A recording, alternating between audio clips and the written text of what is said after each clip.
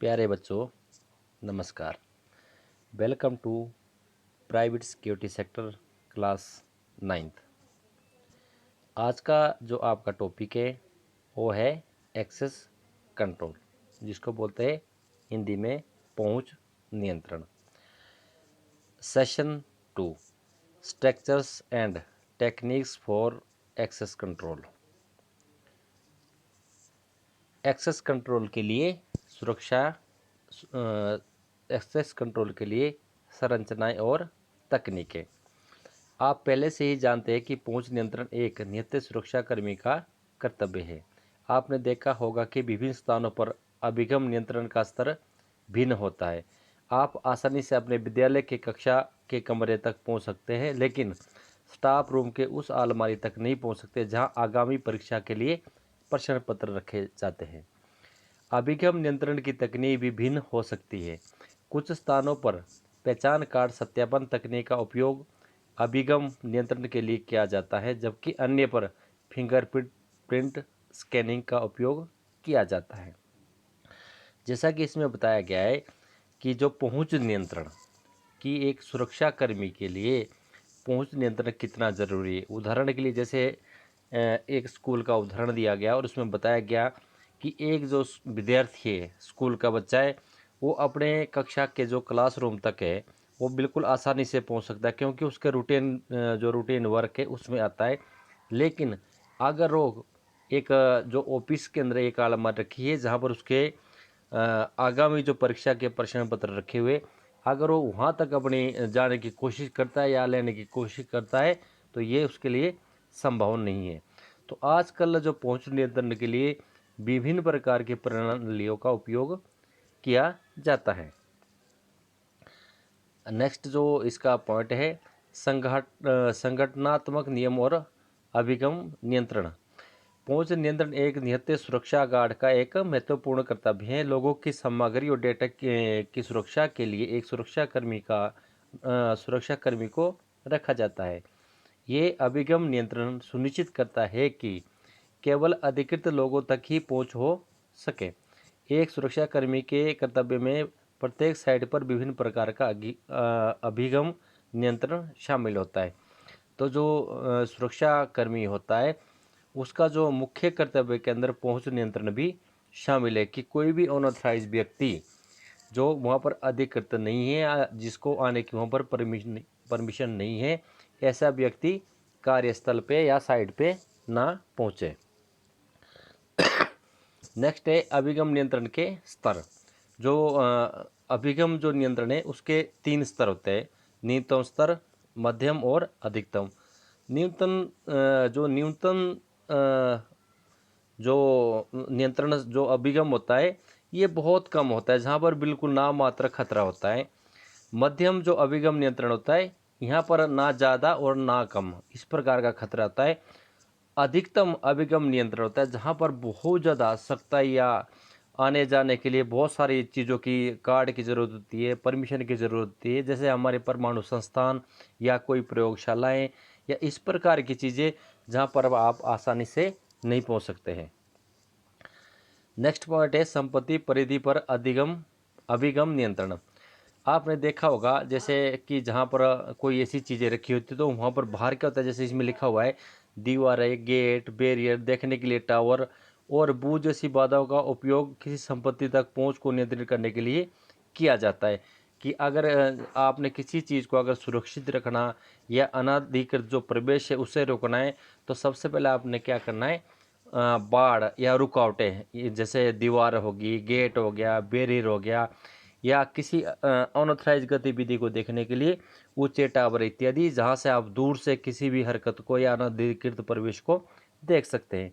एक सुरक्षाकर्मी प्रवेश द्वार पर एक पोस्ट से या एक वीडियो कैमरा का उपयोग करके रिमोट नियंत्रित गेट से व्यक्ति को नियंत्रित करता है। जब भी आप कहीं ऐसी जगह जाओगे तो वहाँ पर क्या होता है कि एक सुरक्षाकर्मी खड़ा होता है जो आने जाने वाले व्यक्तियों की वीडियो के माध्यम से या गेट को रिमोट के माध्यम से कंट्रोल करता है और आने जाने वाले व्यक्तियों को नियंत्रित करता है। परिधि और प्रवेश द्वार का निर्माण। जो प्रवेश द्वार तो उसके निर्माण के अंदर क्या चीज़ होती है, एक बार संपत्ति के अंदर सभी लोगों के पास सभी भवनों या कमरे तक पहुंच नहीं होती। जब भी जो बड़े बड़े कार्यस्थल होते हैं जहां पर किसी प्रकार की प्रयोगशालाएं हैं या कुछ इस प्रकार की चीज़ें, तो वहाँ पर हर व्यक्ति को हर जगह की परमिशन नहीं होती है। तो उसके लिए अलग अलग कार्ड बने होते हैं, जिसके माध्यम से जहाँ पर वो कार्य कर रहा है वहाँ तक पहुँच सकता है।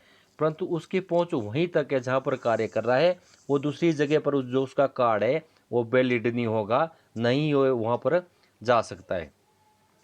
तो जो एक जो अभिगम प्रणाली है, इसको कंट्रोल करने के लिए दो चीज़ें हैं। एक तो मैनुअली है, जैसे सुरक्षा कर्मी होता है, वो क्या करता है कि किसी व्यक्ति को खुद मैनुअली फिजिकली चेक करता है, उसका पता लगाता है। अगर वो ऑथराइज है, अधिकृत है, तो उसको वहाँ से प्रवेश कराता है, नहीं तो उसको अगर वो ऑथराइज नहीं है तो उसको वहीं रोकता है। एक होता है इलेक्ट्रॉनिक उपकरण के माध्यम से।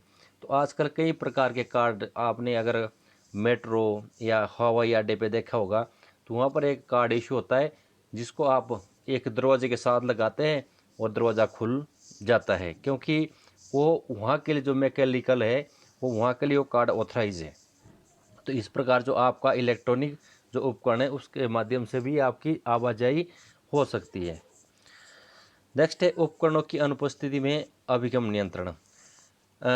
सुरक्षा कर्मी कार्यस्थल के मुख्य द्वार पर खड़ा रहता है। सुरक्षा कर्मी का मुख्य कार्य एक साइड में प्रवेश करने वाले लोगों की पहचान की जांच करता है और तय करता है कि क्या वह व्यक्ति ऐसा करने के लिए अधिकृत है। जो सुरक्षा कर्मी होता है वो जो मुख्य द्वार, कार्यस्थल का जो मुख्य द्वार होता है वहाँ पर खड़ा होता है और उन आने जाने वाले लोगों की पहचान करता है, और जो अंदर कार्यस्थल पर जाने वाले व्यक्ति है उनको गहराई से निरीक्षण करता है और ये जांच इस प्रकार इसकी जांच करता है कि क्या वह व्यक्ति ऐसा करने के लिए अधिकृत भी है या नहीं है। नेक्स्ट है पहचान पत्र प्रणाली। तो जितने भी कार्यस्थल होते हैं वहाँ पर प्रत्येक व्यक्ति को एक कार्ड, आइडेंटिटी कार्ड इशू होता है, जिसके माध्यम से वह प्रवेश या निकास कर सकता है। तो इसके अंदर कुछ चीज़ें होती है, जैसे आई कार्ड की जांच करता है। इस प्रकार इसके अंदर जब भी एक व्यक्ति है उस कार्ड को चेक करता है तो उसके अंदर क्या क्या चीज़ें उस ध्यान जिसको वो ध्यान देना अति ज़रूरी है। फोटो आई कार्ड का उपयोग करके पहचान और व्यक्ति के चेहरे के साथ फोटो की तुलना करें। जब भी आप किसी कर्मी है, अगर आप उसका आई कार्ड देखते हैं तो आपने उस व्यक्ति की जो चेहरा है, उसकी जो फोटो है, आपने उस कार्ड की जो फोटो के साथ मिलान करना है। व्यक्ति का पूरा नाम और हस्ताक्षर के जांच करना कि जो व्यक्ति का नाम सही है और उसके हस्ताक्षर की भी आपने जांच करनी है। कंपनी का नाम और जारी करने वाले प्राधिकारी के हस्ताक्षर, जिस भी अथॉरिटी के माध्यम से उसको जो आई कार्ड इशू हुआ है उसकी भी आपने जांच करनी है। आई कार्ड पर समाप्ति की तारीख, यदि आई कार्ड के ऊपर तारीख इसकी वैलिडिटी समाप्त होगी तो ऐसा जो व्यक्ति है वो भी कार्यस्थल पर आने के लिए ऑथराइज नहीं है। विशेष पास, तो विशेष पास के अंदर क्या होता है कि जैसे जो स्तर बता रखे मैंने कि जो अभिगम जो नियंत्रण प्रणाली है इसके 3 स्तर होते हैं। एक होता है निम्न, मध्य और उच्च। तो विशेष पास जो उच्च, जहाँ अभिगम जो क्षेत्र है, जैसे परमाणु प्रयोगशाला जैसे अत्यधिक प्रतिबंधित क्षेत्रों में के लिए ये स्पेशल जो पास है वो इशू किए जाते हैं, और ये आपको प्रतिदिन इशू होता है और ये आपके पास तब तक ही रहता है जब तक आप कार्यस्थल पर है। जब आपकी ड्यूटी समाप्त हो जाती उसके बाद इस प्रकार के कार्ड को जमा किया जाता है। और जितने समय भी आप कार्य करते हैं हमेशा आपको अपने गले के साथ एक डोरी के साथ बांध के रखना पड़ता है। इलेक्ट्रॉनिक अभिगम नियंत्रण प्रणाली, सुरक्षा टोकन इलेक्ट्रॉनिक आईडी कार्ड या उंगलियों के निशान की तरह बायोमेट्रिक पहचान करता है।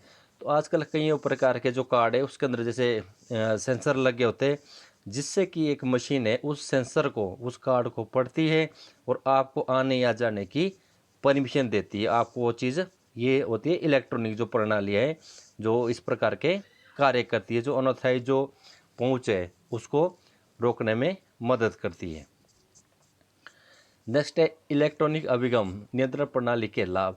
जो इलेक्ट्रॉनिक, एक होता है जो फिजिकली चेक किया जाता है, जैसे एक सुरक्षा कर्मियों खड़ा होता है उसके पास हैंड हेल्ड मेटल डिटेक्टर या इस प्रकार की चीज़ें होती है जिससे वो लोगों को सर्च करता है और इसके अंदर खामी हो सकती है।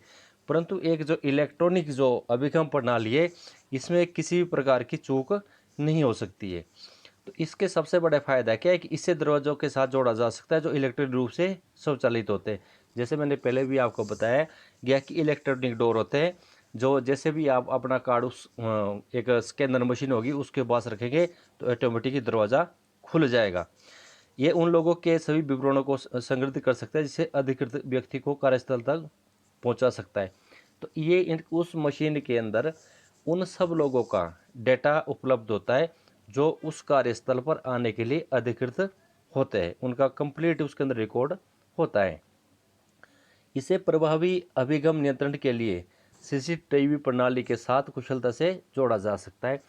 जो पहुंच नियंत्रण करने के लिए तो आगे उस गेट पे क्या होता है, एक सीसीटीवी कैमरा लगा होता है जिसमें आने जाने वाले व्यक्ति का डेली प्रतिदिन का उसके अंदर लेखा जोखा होता है कि कौन व्यक्ति किस समय पे आया और किस समय पे कार्यस्थल उसने छोड़ा है।